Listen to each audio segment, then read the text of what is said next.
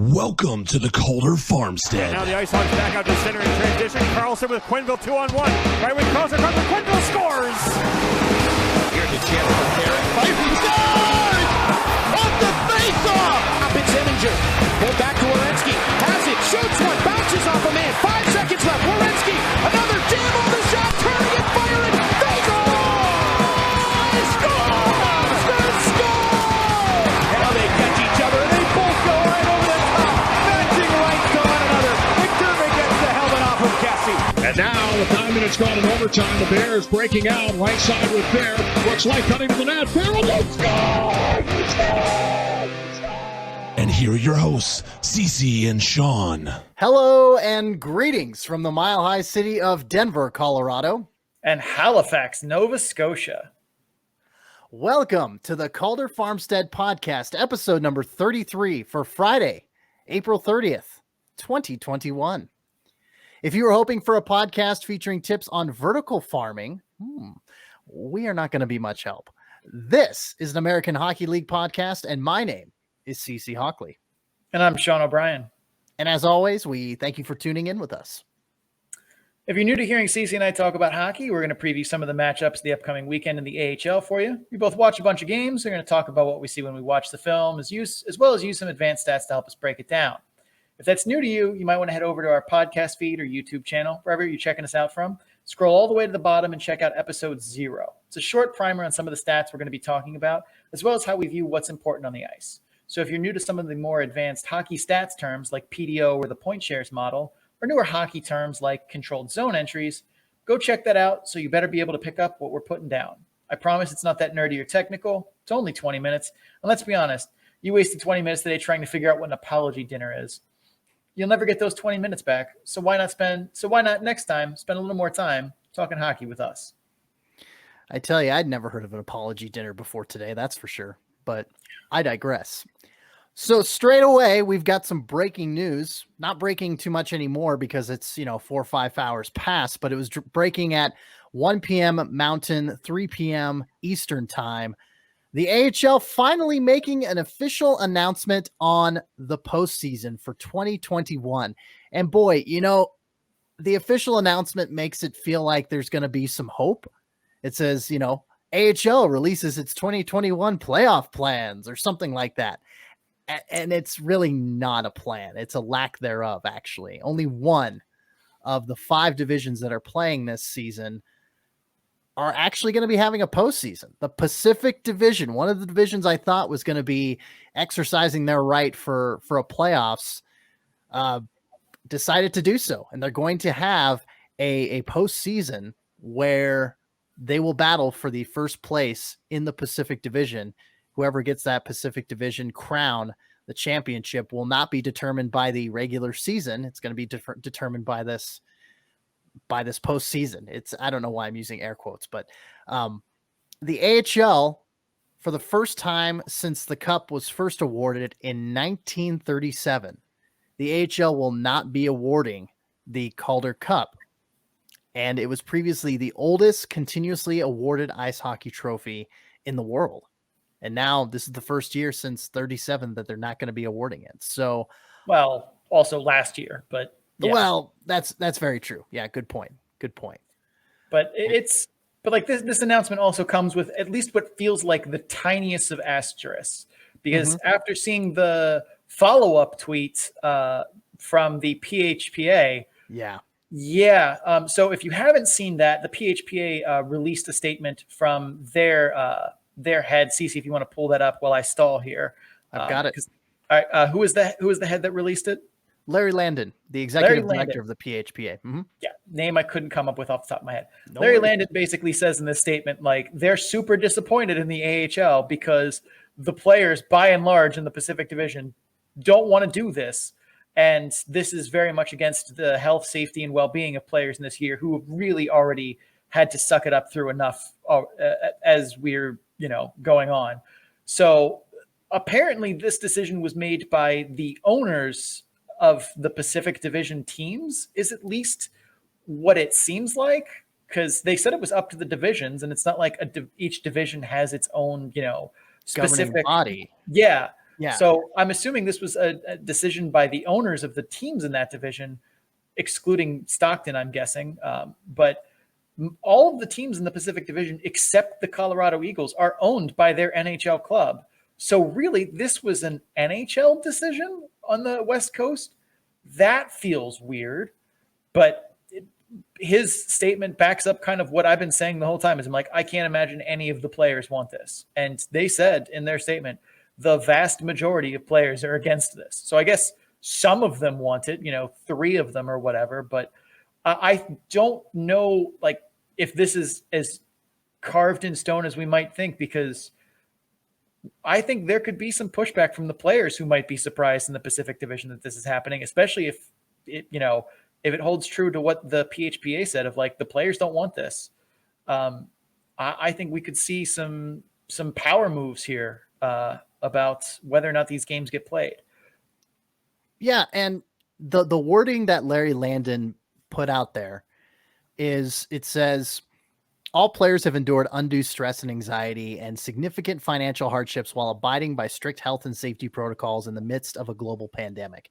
I think anybody that is involved in hockey social media has seen the interview with Robin Lehner, just going off on the NHL, saying that they did not keep their promises about, playing in this COVID-19 pandemic atmosphere and things like that. And so, that obviously was the first thing that came to my mind. But Landon continued on. The Pacific Division chose to ignore the spirit of cooperation that has existed between the PHPA and the AHL for many years and decided to proceed with additional games anyway. There's a genuine inability to ensure the health and safety of the players, and the Pacific Division will not recognize what other teams have already recognized.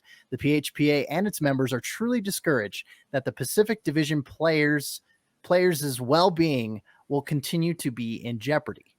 And, those are fighting words. Them are fighting words. And the fact that, the fact that the AHL put out a statement saying that the Pacific Division, their postseason format is to be determined or to be announced at a later date, that may be the door opening for the players union to come in and say, we're not going to take it. We're not going to do this. Shut it down in the middle of May, like the other 4 divisions are doing.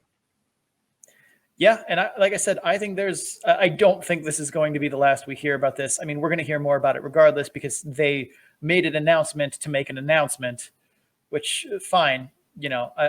For these circumstances, I'm okay with that, even though normally I think that's dumb. But I don't think this is the last we've heard that the Pacific Division playoff format is finalized.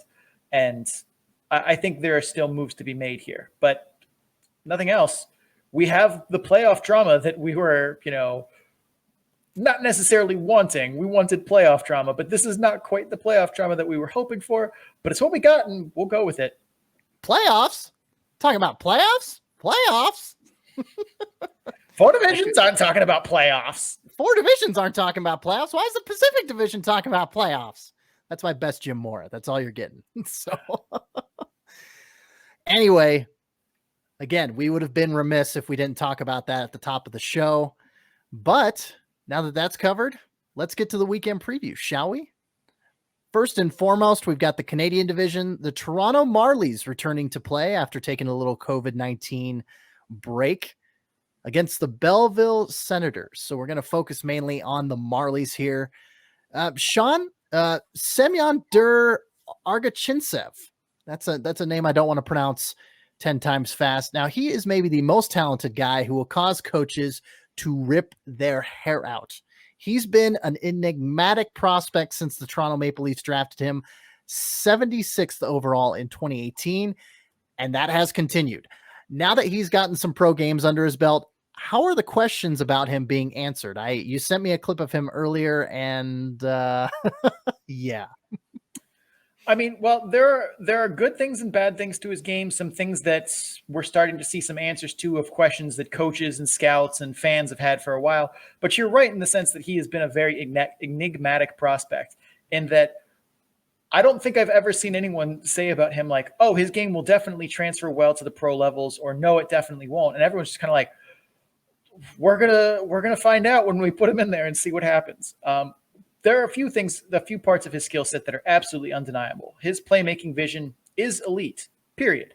He sees moves ahead and makes passes like someone playing from the overhead camera on NHL 21. Oh, behind the back, no look pass while I'm skating all day. He is the Liam Neeson of finding passing lanes, and it's impressive to watch. And he has very good puck skills as well. He has rare abilities and shows flashes of deking ability and elusiveness one-on-one that fills highlight reels, but it's not a lock it up consistent skill that he shows every single time. There are moments where he looks like Pavel Datsyuk, but he doesn't have Datsuk's skating ability or his balance. And he comes with a lot of concerns. The biggest one coming out of juniors was that he's not someone who's going to shoot the puck. And while I will say his shot is by no means a special shooting talent, no one is ever going to confuse him with Cole Caulfield or Alexander Holtz. And I don't think he's going to beat professional goalies from distance.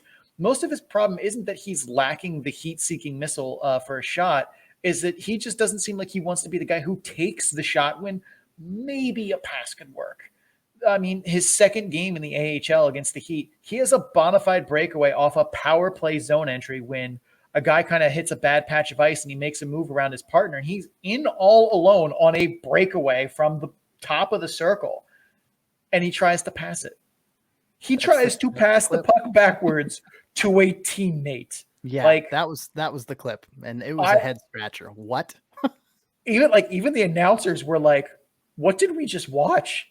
And I can only imagine if you were the coach of the Marlies at that team, if you were Greg Moore, you're just like, "I need to stop at Office Depot to buy a staple gun so that you never leave the bench again," because that's crazy.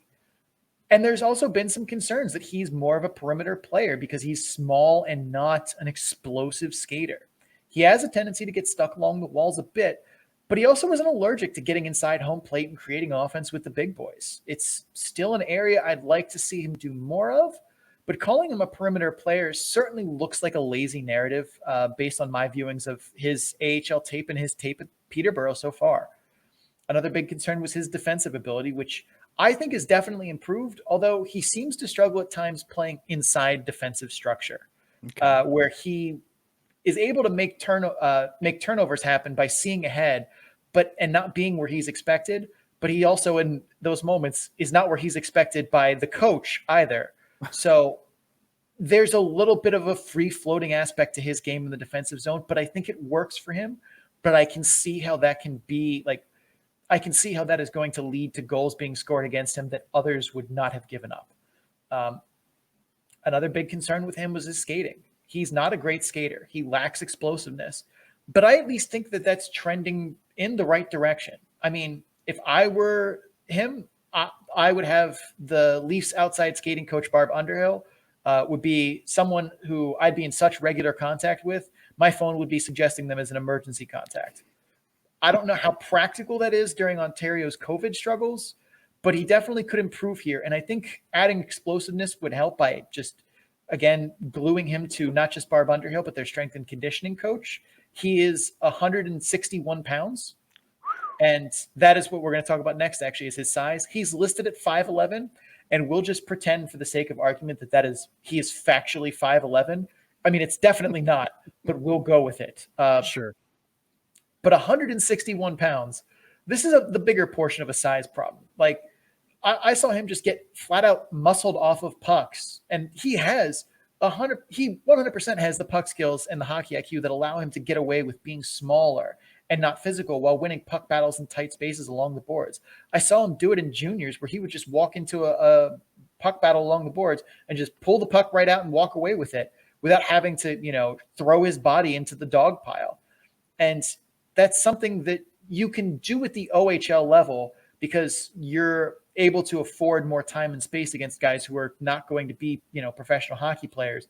But the AHL and very much the NHL is not going to afford you that. And him getting muscled off pucks by small defensemen at the AHL level is something that is concerning and is going to be a disruptive factor in what is otherwise a very fun skill set to watch, if nothing else. But I have definitely seen a lot of positive things. Like I said, that playmaking vision is beautiful. His ability to make defenders look dumb is beautiful. And there are aspects of that which I think are something that should be highlighted by every coach he plays with and have been pretty well so far. But there are little things that still need to be drilled down on and questions that have been brought up since, he got drafted and before that he still needs to improve on. But being the selfish guy and shooting the puck when you have a wide open opportunity like that, that's one that I don't think you're going to find a lot of coaches have patience for in the professional hockey level, or teammates even. Right. But there is a lot to like there, and a lot to be alert of, but I wouldn't say concerned by. Nothing that I see that is a question is unfixable with him by any means. Yeah, and that seems to be a common factor of a lot of young guys coming into the league, and a lot of concern that you've brought up in the past for debuting, skaters coming into the AHL is that, oh gosh, this guy is maybe a $155, $160 soaking wet, staple him to the strength and conditioning coach and call it good. Cause between 18 and 22, a lot of these kids are going to fill out. A lot of these kids are going to put on muscle. Doesn't matter if you're playing hockey or playing college football or whatever. Kids are going to grow into their bodies. They're going to be able to put on more muscle mass, and that's just the way of it. So going from an individual player, let's look at the bigger picture and the total matchup here. What's going to be the difference between who wins and who loses for the Marlies here? I mean, the biggest thing is going to be, which team can get a save. This has been a very voodoo-filled year for both sides between the pipes. On the Belleville side, Gustafsson has been better recently. He's posted a .930 or better in 3 of his last 7 starts, so that's promising. But he's also let up 5 goals in 2 of those last 7 starts. And if I may, Murray Pam actually reached out to me a couple days ago, and he said, so you could let Sean know Belleville will be using a 7th goalie on the year this weekend. Mads Sogard is ending his quarantine. So he is going to be joining the roster, and also Ridley Gregg is also returning next week. He wanted to throw that in there as well. So there you have it for that. And for Mads Sogard, he's a goalie that's, if I remember off the top of my head, coming straight out of junior still. So how is he going to adjust to facing guys who are much, much better, much faster, shoot harder, shoot more accurately? I don't know. Welcome to Voodoo Town. Population, Ottawa and Toronto. Right. Now, on the Toronto side of the net mining things, go ahead and tackle that. I mean, they haven't had back-to-back games of 900 save percentage goaltending since March 3rd. That is currently league average. 900 is league average goaltending. They haven't gotten back-to-back games of league average goaltending since March 3rd. And I'll be honest, looking at their roster of who is currently there, I don't have faith in anyone on that roster to get the job done in that. I mean, do you remember back in the preseason when we thought Michael Hutchinson and Aaron Dell were going to be the Marlies goalies and just run fools over in that division? God, those were fun times. And now we have, Ian Scott, Andrew D'Agostini got some time recently, which is terrifying because he's a middling ECHL goalie at best. They've now have not Kivlenix, Vivalainen is finally down with the Marlies after it was looking like he might be in danger of starting for the Maple Leafs, which also terrifying because he's not ready for that. But I think he's a more capable goaltender, at least in general. But this season, he only has played 1 game, I think the whole season. So God knows what you're going to get out of him after that much time on the shelf. But it's going to be rubbing your goaltending prayer beads if you're a Marlies fan in this series. That's for sure, because they're going to need somebody to give them saves, and I have no idea who that guy is going to be. Second up, I would say the Marlies have to get a grip on special teams. Now, Belleville's power play, despite their struggles this season 5-on-5, their power play is very effective. They're operating at a 31.6% clip against the Marlies in 4 games this season. That would be the number 1 power play in the AHL.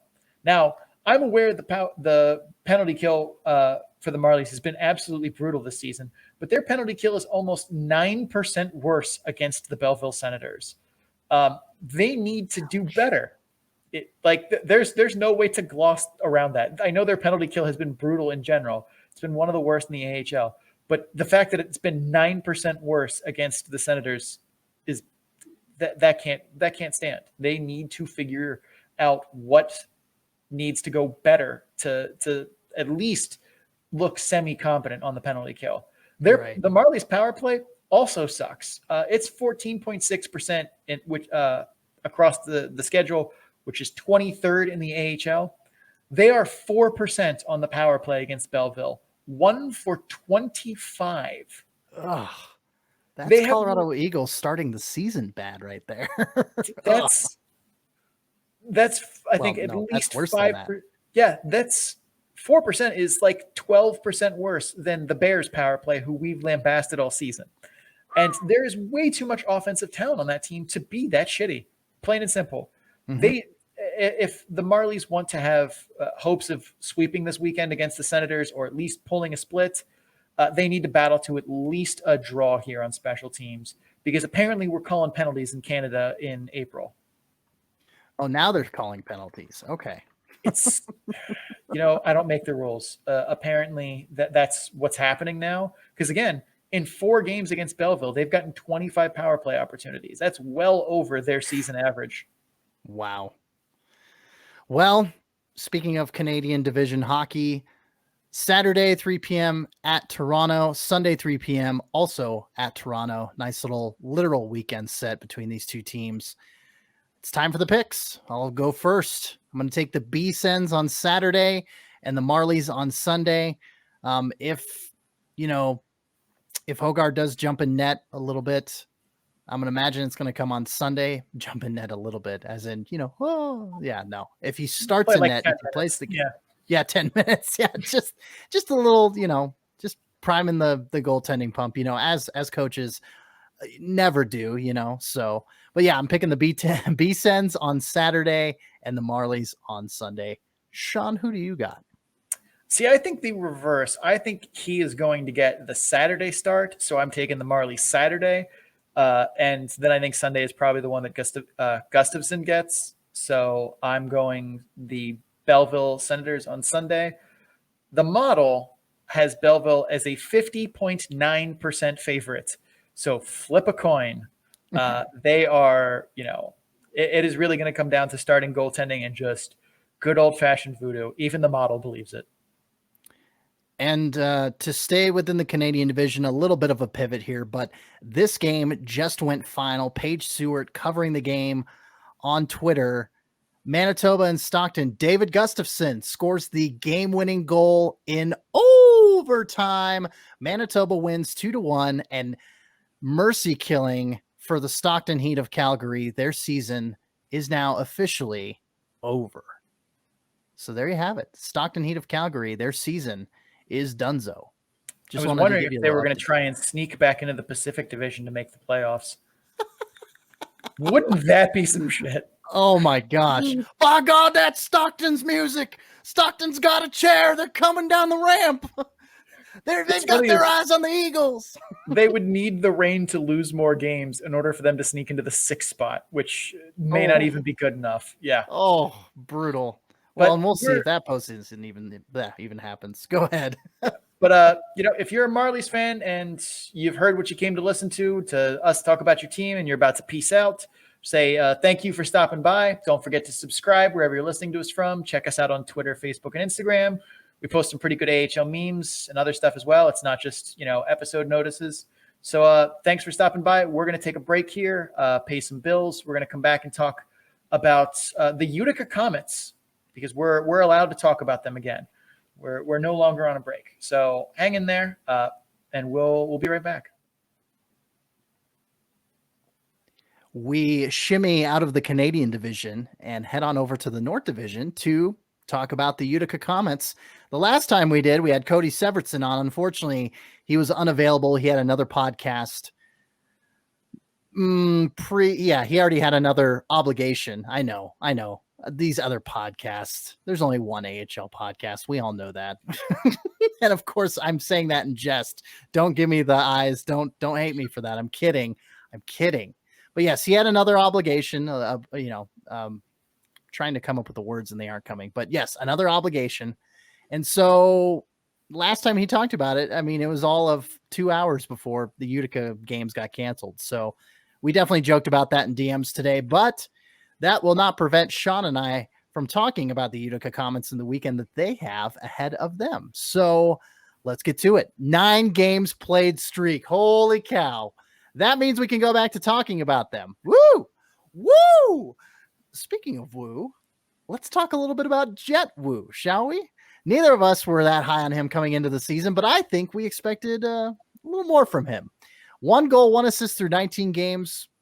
Yeah, 1.07 point share. That's good for the 47th percentile and a third pairing defenseman grade from the model. Offense was never going to be his calling card, but what in the world is going on with Jet Woo, Sean? I mean, it's certainly been an interesting guy to watch. Is for someone who is not putting up the counting totals for goals and assists, he does a lot of the things in general you'd want to see in a defenseman looking to create offense. I mean, joins the rush, check. Will crash the net from time to time when appropriate, check. Engages with the cycle, comes off the blue line during offensive zone possessions, check. Makes good zone exits, check. Gets power play time, check. Despite all of that, here we are. 1 goal, 1 assist. And that 1 assist was last night, Wednesday night, for those playing along at home. But I mean, I think there are some underlying reasons, despite what looks like a very, checkable list of offensive things that he does well. I think some of the reason you haven't seen that end with pucks in the back of the net, number one, is he makes a lot of safe passes. There's a really good article by Greg Ravak that you can seek out on your own. We'll post it in the show notes if I remember to mention it to CC when he's doing editing. But it talks about the difference between possession pucks and attack pucks, where sometimes you get the puck on your stick and your goal is simply to just get it to someone else to maintain possession. Like, you don't have time, space. You have a guy right on top of you. You're under pressure. Your goal is just simply not to bobble the pass and to get it to a teammate so that they can make a play with it. And then there are attack pucks where you have time and space to look around, survey the scene, and, charge and attack the net. And it seems to me like most of the time he's looking to maintain possession with all of his plays in the offensive zone. And that's usually a fine thing, but he never tries to attack. He's turning attack pucks into possession pucks. And that leads to where he is a little bit with few offensive counting stats like goals or assists, because he's not looking to set guys up in a position to shoot, or he's not looking to attack and shoot with the puck on his stick himself. He's looking to simply just continue the possession. And he also jumps, when he does jump into the rush, he'll jump in as a fourth forward, but he'll never lead the rush. And usually you see that from guys who are just not good skaters. They'll, as soon as they get to the bottom of the center ice faceoff circles, they're looking for someone to give the puck to because they know that they can't complete that end to end. But I don't think he's a bad skater. Don't get me wrong, he's never going to be Cale Makar, but I'm not sure if he's not, being the leader of the rush with the puck out of his own end because he lacks the confidence to do so, or because he's being told by coaches that he's not to do that. The other thing too is he's not a terrible shooter, but he doesn't shoot often. And from watching his shifts, it seems like a lot of his shots are getting blocked or going wide, or they're getting tipped off the net. And I talked with Cody and asked him, because he has tracking data for the Comets that he does himself. So we have some little bit of extra insight here. And according to Cody, the data backs up this idea that I have. His shots through rate is, and that's basically just the number of shots on goal divided by the number of shot attempts. It's basically just how often is he attempting a shot that's actually getting through the net. It's 43.8%.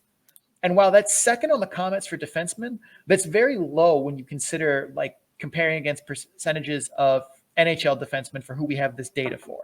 So It's not that they're NHL defensemen and better. It's more of what is a good rate for a good defenseman in professional hockey. And it's a lot higher than his. His 43.8 isn't bad, but it's very not good.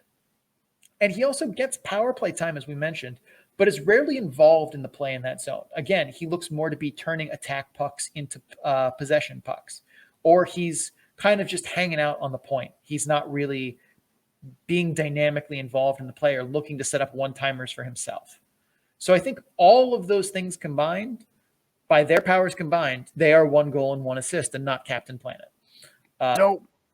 I think that's the second straight episode with a Captain Planet joke. Anyway, It is. I think we On might the have to revisit that series. Go ahead. on the positive side, though, like this isn't to say that I hate Jet Wu. Like I actually really don't. I like him a lot. On the positive side, he's very good in transition defense for the most part. He's aggressive in jumping in to kill plays in the neutral zone, which is not something you see from a lot of defensemen at this level, where they give up the line easily. He doesn't. And occasionally he does get burned by that. And occasionally he does get caught not moving his feet in pursuit of those guys trying to blow past him. But I've seen him kill more plays in the neutral zone, and I'm willing to let him take risks like that if it means a better chance that those plays don't happen in the first place. In the zone, he sticks to his assignments really well and doesn't get lost in the shuffle. Like, he is very rarely someone who is going to just chase the puck everywhere. And while we talked about with the Marlies about Semyon Der Argensev, about him doing that from a defensive aspect, that's very bad. And from a defensive aspect for a defenseman, that's bad. But he doesn't get caught in that trap and is very smart about his assignments. He's not a very physical defenseman. And I know people who are part of the 200 hockey men who just think, oh, you need to be physical and hits our defense. And well, there was a really good tweet from Dmitry Filipovich that I retweeted that was all of Jacob's, like a highlight reel of Jacob Slaven of the Carolina Hurricanes, breaking passes and zone entries with his stick. And it's one of those kind of case in point of not all defensemen need to be physical and just crush fools in the front of the net and cross-check guys to play effective defense. And that definitely is still Jet Wu as well. He uses his body well, and he's rarely caught out of position, but he also plays good in-zone defense without, running through guys. Colorado College alum Jacob Slaven. Wink. Anyway, just had to get a little local wink in there. So let's talk about the matchups here. You've got the Americans and the Crunch in the 2-game set for the Utica Steamed Hams. What's it going to take for Utica to take the W's this weekend? Simpsons reference. Okay. That one went over my head. I mean, yeah, they're playing the Crunch and the Americans again. Who could have seen it coming? But number one, they need to pray for voodoo. Much like the Marlies, they're praying for goaltending, because since John Gillies last played in Utica on March 3rd, 5 of those 12 games, they have over. 5 of those 12 games, they are over the AHL league save percentage in goaltending. One of those was a shutout against Binghamton. And Binghamton, who, and this is totally true, suck. So 7 out of those 12 games, they have been under the league average for goaltending in the AHL. Joel Hofer was in goal for the game. They shut up Binghamton, and he did play well and has at least put together some performances in a small sample size, which is definitely room for optimism if he gets a start this weekend, which seems likely. But a lot of that goaltending room scares me, especially entrusting them with having to step up and make saves.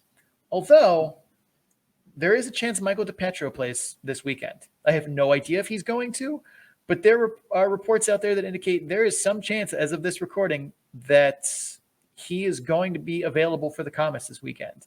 Now, he hasn't played in quite some time, and I imagine that there's going to be some rink rust to shake off.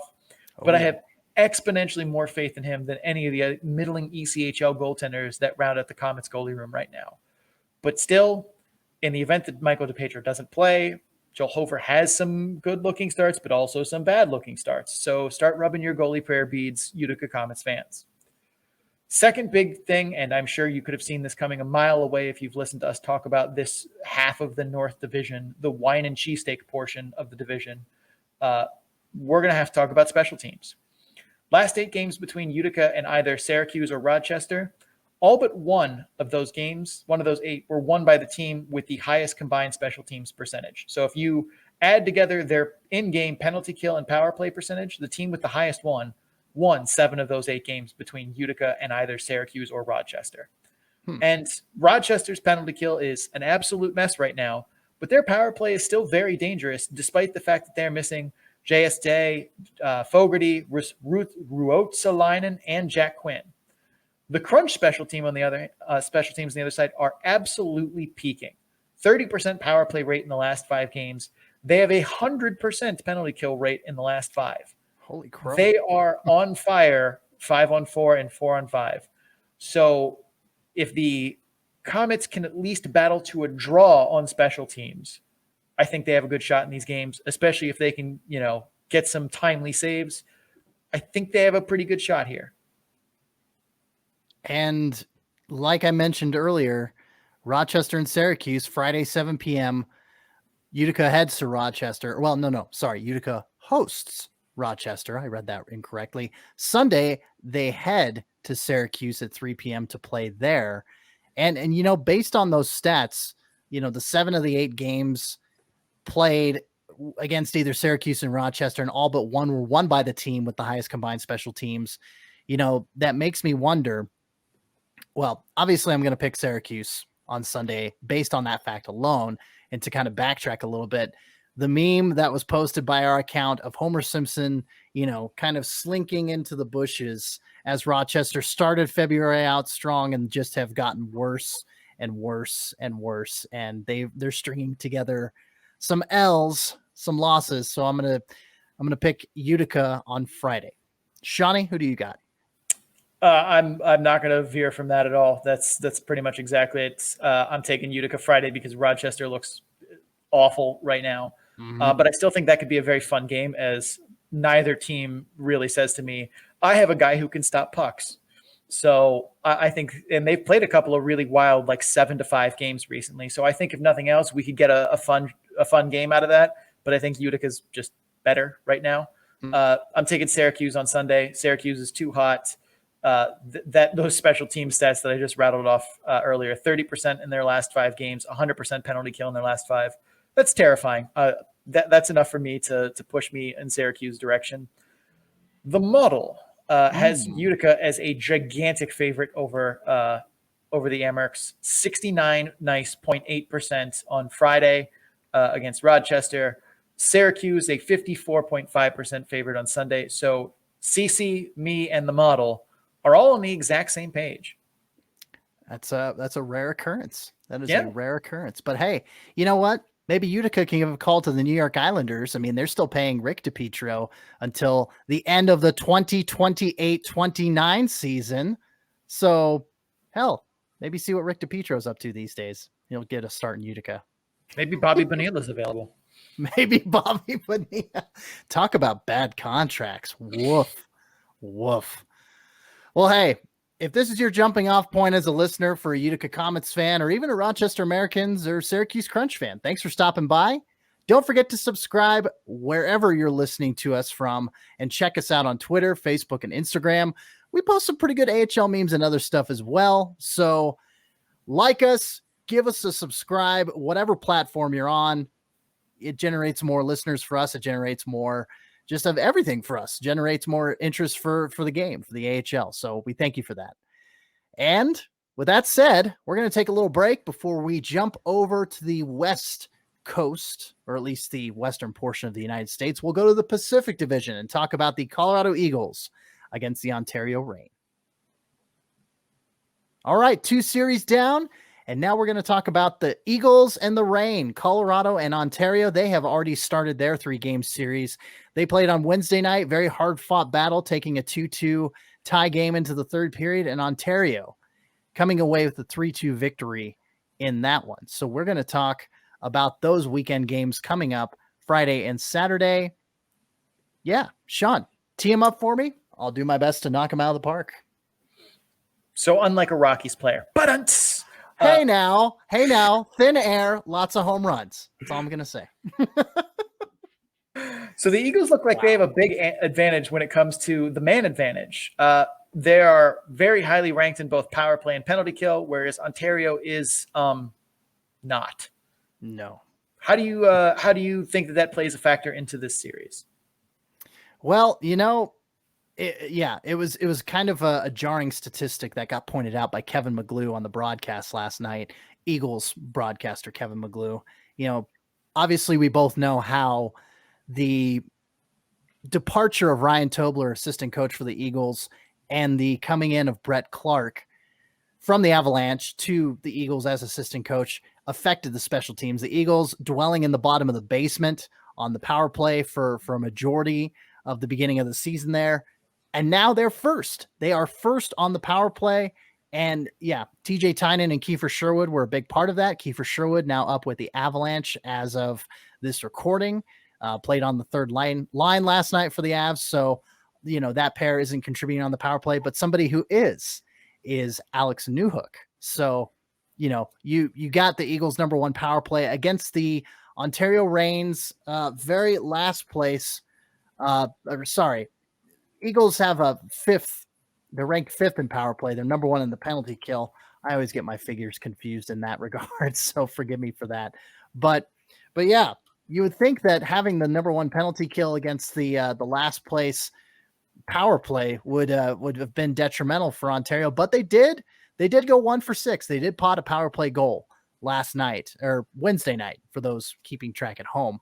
So you would think that, yeah, the Eagles need to buckle down a little bit on that. We'll get into that a little bit more when we come to the points, but yes, I think the tightening up of the power play unit, the penalty kill unit. I keep mixing those two up because the Eagles are top 5 in both. Forgive me for that. First world problems. First world problems. Yeah, exactly. The Eagles PK needs to tighten up a little bit, but yeah, it's obviously a rotating cast of characters has hurt a little bit, but the Eagles, they got a bevy of players back today. The Avalanche are getting healthy. They're getting guys out of COVID protocol. So Martin Kaut, the winger, is back. Keaton Middleton on defense. Dan Renouf on defense. Mika Salamaki, the left winger. And Adam Werner back as a goaltender for the Eagles as well. So that definitely bodes well for the special teams unit, I would think, too. There you have it. I mean, Jesus, that's a lot of guys to have come back all at once. All right. Mm-hmm. Well, speaking of guys they're introducing to the roster, the Colorado Avalanche just signed their 2020 first-round pick, Justin Barron. He's on an ATO with the Eagles right now because that's the way the salary cap circumvention game is played in these parts. Regardless, CC, what can Eagles fans expect from Justin Barron, who is going to be making his debut this weekend, it looks like? Well, his it was pretty well publicized that his draft stock slipped a lot because he had bad luck with a blood clot that cost him the better portion of his 2020 season. His skating is very good, especially for a guy his size. Overall, his athleticism is something that jumps off the page right away when you watch him play. That certainly helps his ability to, defend.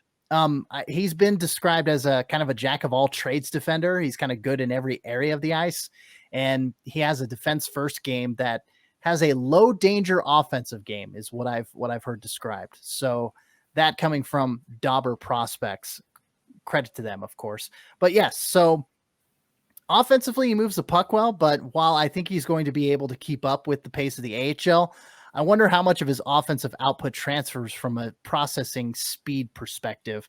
He loves to transport the puck up ice. He gets away from forecheckers while switching from one skating lane to the next. He breaks when he does break in the offensive zone. He looks to cut to the slot or drop a pass to the teammate. He's definitely more of a playmaker in that regard. If he does produce points, it's through the rush and with his shot from the blue line. So it's either going to be one of those two. He has good offensive instincts and vision. However, they're merely good compared to his peers. I could see him develop into more of a defensive defenseman and kind of scale back from that offense a little bit. He's got some upside, should he never be able to develop the offensive vision to go with that raw athleticism. He's very likely a top 4 NHL defenseman, though. It's just a matter of how some parts of his game develop. I'd expect him to be on the Eagles to finish this season and to start next season, though, especially with how much depth the Avs currently have on their defensive core, rather. He also seems to, you mentioned the Avs currently have quite the glut of young defensemen on good contracts. That he also is someone who's possibly a trade chip. There are, and that's the one thing I've kind of thought about too, about even as we're talking in Ontario. Ontario has a lot of young forwards that are talented, but there are only 12 spots on the Kings. A handful of them are already locked down pretty well with, Iafallo and Andrzej Kopitar. I couldn't think of his name for a second. I'm like 11 Slovakian. Yeah. Andrzej Kopitar. There's really only 10 spots plus, I'm sure there are 3 or 4 guys too that the Kings are going to want to keep as veterans. So it's like all of these guys are probably not going to play for the Kings. There's a good chance that one of them, I mean, it's probably, Quentin Byfield is going to play for the Kings, and he's going to play for the Kings, I think, tonight, if I remember correctly. Yeah, he made his debut the other night, and so yep, yeah. So playing again.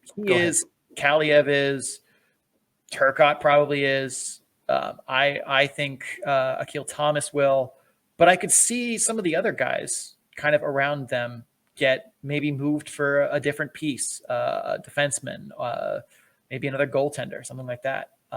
But just something to, some food for thoughts. But let's talk about the matchup overall here.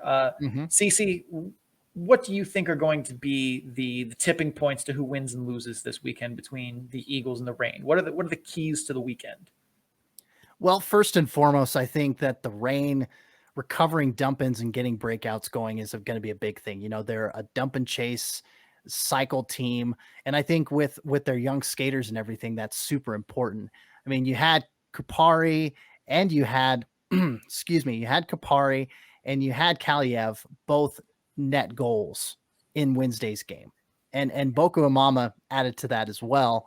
So, but when you've got your young guys producing like that, which has been a struggle. I mean, the Black and Silver Bandits, as we dub them, they've been kind of underwhelming because Ontario is in this weird, feeling out of their identity. You had Brett Sutter and Boku Amama, guys that carried over from last season, kind of more the gritty West Coast, Wild West sort of team that we've come to stereotype and expect from people in the Pacific and the Rocky Mountain regions. But, yeah, it's kind of, and especially with Byfield up with the Kings instead of on the Reign, you would think that they would have lost a step and maybe even lost this game, but they stepped up. And Villalta, not to deviate from the point too much, but Villalta looked amazing in net, even after he had a very scary collision. I'm forgetting the players involved, but one of the Ontario guys knocked one of the Eagles guys into Villalta and bonked right into his head. It was very scary, very concerning. I didn't expect Villalta to finish that game. He did, and he did so in very convincing fashion, making a lot of great athletic, kind of just acrobatic saves that it's like, wow, he shut the Eagles down in that last portion of that third period in the last 10 minutes. So yeah, the fact that Ontario being that kind of team, being that cycle team, and maybe being a little more comfortable in it towards the end of the season now, that's definitely going to be a point. Second point, I think the Eagles need to do, and as I mentioned it earlier, is they've got to shut down Ontario on the special teams. I mean, when you lose a game by one goal, and one of those Ontario goals is a power play goal, to at least keep it at 2-2 and take it into overtime, or maybe even, carry some momentum and carry some motivation to score that game-winning goal. It's if you're boasting the best penalty kill in the league against the worst power play in the league, then I don't care if Ontario went 1 for 6 or 1 for 10 or 1 for 12. You need to keep them off of the score sheet and keep them out of power play and man advantage success, period. And that needs to happen this weekend for the Eagles to win, in my humble opinion. Third point, the Colorado rookies that have come in need to continue to produce. And I'm especially looking at Alex Newhook and Sampo Ranta. We talked about Justin Barron, not Bearing. He's not a ball bearing, but Justin Barron coming in, potentially making his debut this weekend, depending on when, COVID protocols and everything are satisfied. But Newhook and Ranta, they've been paired on a line together, grouped on a line together. Pair is 2, grouping is 3 or more.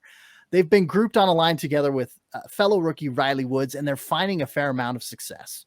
So to continue for those guys to produce points, for Newhook to put the puck in the back of the net, for Ranta to put the puck in the back of the net even, and for those guys to continue to feed off of each other and produce well, I believe they're on the second line for the Eagles, to continue to have that youth movement through there and have those guys get points on the board, I think is going to be another key to success for Colorado. Granted, like I said, they're getting a grip of players back. They're getting Kaut back. They're getting Salamaki back in regards to offensive production, at least in the forwards core. So that's going to be helpful as well. But Newhook has been, he's adjusted super quick and super well to the AHL game, to the pro game, and Ranta too. Ranta, I mean, Newhook got all the press and everything because he was a higher touted prospect than Sampo Ranta. But Ranta, I think, is right up there, at least at the AHL level, and when it comes to synergy and chemistry with that line with Newhook and Woods. So I think that line has to be successful and put some points on the board as well. I mean, it's not a necessity, especially with those guys coming back from the Avalanche, but I think it wouldn't hurt, and I think it'll be a good key. If the Eagles can abide by it, then they'll definitely get some W's this weekend. All right, let's talk picks. We've given enough preview. Let's get down to the nitty-gritty here. Sure. Friday, 7:05 p.m., because this is apparently on TBS circa 1998.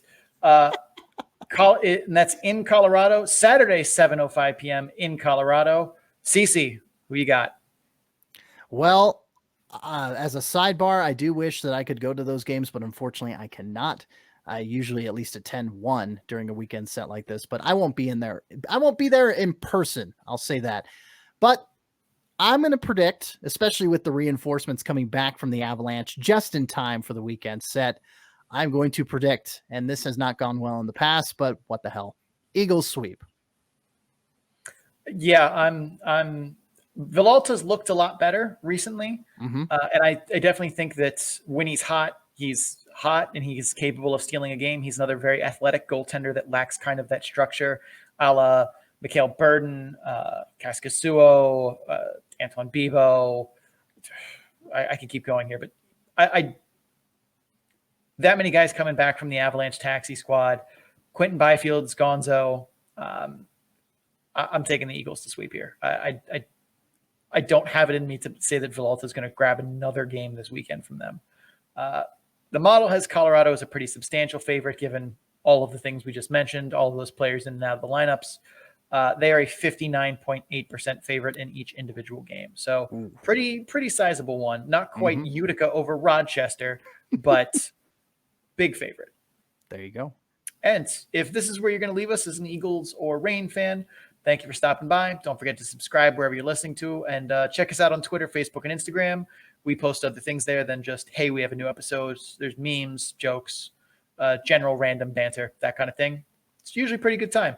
Come check us out. That being said, we're going to head to break here, and then we are going to continue in the Pacific Division, talking about the PDO train coming off the rails. So finally, stay tuned, and we will be right back.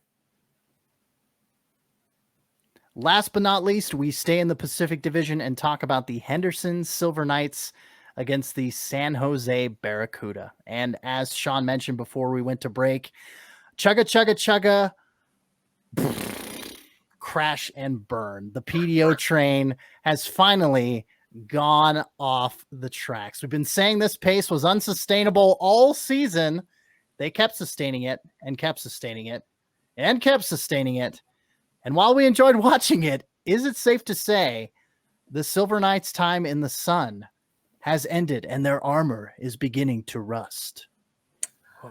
I would call that premature for sure. Oh, I mean, okay. we see this, recent skid the last 6 games where I believe they're 1-5.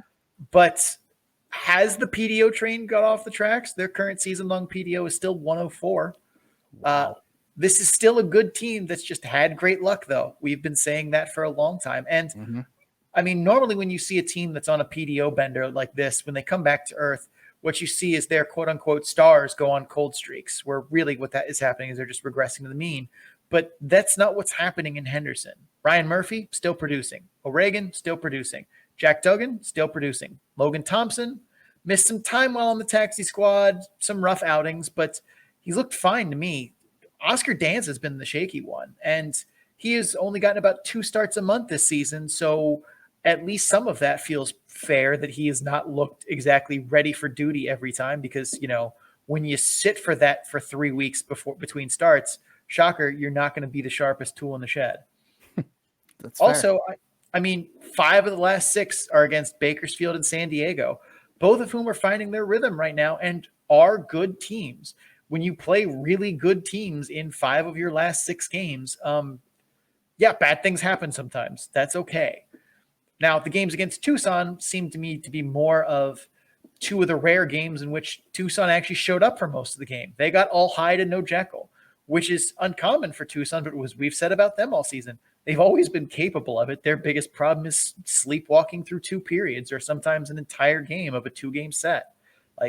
But the fact that they were awake and ready to go for 3 full periods against Henderson twice is, we're surprised, but we're not shocked. And, going back to the goaltending, you sparked my curiosity as to who was in net. You mentioned Dansk coming in, and he didn't finish either game that he played the last 2 games. He had 4 goals allowed on 17 and 4 goals allowed, 17 saves in the game next to last. And Jiri Patera had to come in and make 7 saves to get the win. And so, and then 2 goals allowed on 10 shots. Jiri Patera came in and allowed 4 goals on 10 shots to get the loss in their last game played. But yeah, Logan Thompson, before that, 3 losses in a row, very uncharacteristic for him. So yeah. Yep. Anyway, let's break down the matchup here. Let's not just talk about goaltenders. Let's talk about the whole picture. What do the Silver Knights need in order to take one or both of the games this weekend against the Barracuda? Well, I think the one thing, and they haven't been great the entire season when it comes to special teams, but their penalty kill has been awful in this stretch run. They're getting sloppy with covering Royal Road passing lanes. They're not actually stopping passes in those lanes, and teams are taking advantage of it. There were a number of times against Bakersfield on Wednesday and in previous games against Bakersfield and San Diego where you're seeing pucks fly across Royal Road and nobody was even trying to stop it. And that's how you get scored on the power play, for sure. Their forecheck on the penalty kill is also not great. They do get some stops, but I think their first forechecker is very over-aggressive and gets in way too deep in the offensive zone. I remember seeing times him doing flybys with the Condors having the puck behind the net, and their first forechecker is like at the top of the crease doing flybys. And I'm like, what are you doing? No. You need to be at the blue line, top of the circles, the deepest. And you're like doing flybys around the front of the net. That's that is staple gun to the bench. But they're also very eager to make offense happen on the penalty kill. And we've talked about Columbus and Cleveland and their power kill. Where they're trying to generate offense. But a lot of times I've seen the Silver Knights get caught up ice trying to make offense happen on the penalty kill. And then suddenly the play's going the other way. And it's like, oh, look, this is a 3-on-2 on a penalty kill, which should not happen. So those moments happened against Bakersfield on Wednesday. I saw them in here and there against the Gulls. It's great to be trying to generate offense and have a power kill, but you shouldn't be doing that at the expense of playing better defense on the penalty kill. You should be trying to kill penalties first and creating offense second. And sometimes it seems like the Silver Knights penalty killers have a little too strong of a breakaway boner, and that's really not doing them any favors. Second big thing for them, they must win the first period. Henderson is 15-4 when they're scoring first this season. They're 8-2 after when leading after the first period. Henderson has been sloppy out of the gates recently, giving up big leads in the first period before trying to mount a comeback. That's some Tucson Roadrunner stuff, and you can't be putting that in your game. After the end of the first, they were down 2-0 on the 18th against Tucson, down 1-0 on the 20th after one period against the Kingslayer, down 2-0 on the 24th after the first period against the Gulls, down 2-0 again after the first period against the Kingslayer on the 28th. That's not all 6 of those games, but it's certainly not helping. Bottom line, Henderson needs to be ready to go at puck drop because that pattern of recent first period play is unbecoming of a top team in the AHL, which I still think Henderson is. And that is completely fair. I mean, even the Chicago Wolves we talked about stumbled a little bit now as we're nearing the season's end. And they're one of the top teams in the AHL as well. So kind of a weird parallel there in the Central Division, the Pacific Division regarding those top teams. But let's talk picks. Last but not least, Friday, 6 p.m. in Las Vegas, Nevada at the Orleans Arena for the Henderson Silver Knights. And then Saturday at 6 p.m. as well at the Orleans Arena. I'm going to start first, and I'm going to say that San Jose takes Friday. Henderson, still struggling to piece it together, especially with their goaltender picture, and especially if you're going to go with Dansk or Patera. And I'm going to say Henderson gets it together on Saturday and finally ekes out a win and kind of, gets themselves out of the funk, as it were. Who do you got? So my initial thought here was I was going to take Henderson in the sweep. I saw that the San Jose Sharks called up Alexander True and Joachim Blichfeld. And as we've been saying about the Sharks all season, or the Barracuda all season, if those two don't score, who scores? And the answer is people. Yeah, people. But Henderson is also unlikely to have Sakura or Logan Thompson, as they're both been called up to the Vegas Golden Knights. And Vegas is out of town this weekend, which at least gives me the idea. And I know I said I was stupid for continuing to do, player roster movements between teams, but they got called up and the Knights are out of town. I believe they're in Arizona. That at least gives me the idea that they're really gone for the weekend. Right. So I think I'm going to take a split. I'm going to take the Silver Knights on Friday because I think Patera starts Friday. I'm taking San Jose on Saturday because I think that's Oscar Dansk's start, and he has been someone who I need to see it before I will choose it. And I think Melnichuk has been pretty good for San Jose, so I think he's at least capable of pulling one of these out, and I think they probably give him both starts. The model has Henderson as a very slight favorite, 51.8% in either individual game. So this one we should get a good, interesting game here that should be close. Hopefully without a fair amount of San Jose's top talent missing, that we'll be able to still get an entertaining game. But this should be an interesting one. Well, that is it for our series previews, but we ask that you don't go anywhere because next up, we got the need for speed. We got the speed round coming up where we finish out our picks and we finish out the show. So hang tight, stay tuned. We got some ads, but don't go anywhere because we'll be right back. All right, let's get ready. Let's stretch out. Let's get our muscles, especially the one in our skull here, because that's the one that's most important. As we said before the break, we got the need for speed. It's time for the speed round. Let's talk weekend series, Cleveland at Texas, Saturday and Sunday. Cleveland's power play is still too good. I'm taking Cleveland sweep. Yeah, Cleveland's doing really well recently. I say they take Texas, they do take Texas. I say they take Saturday. Texas takes Sunday. Iowa at Chicago, Friday and Saturday. Who do you got, Shawnee? Hunter Jones apparently called up to the Minnesota taxi squad, which means better goaltenders will start for Iowa. Chicago looking rough recently. I'm taking Iowa for both. Yeah, I mean, who would have thought? I'm going to take Iowa for the sweep as well. That's kind of crazy. Tucson at San Diego, Friday and Saturday. Sean, who do you have?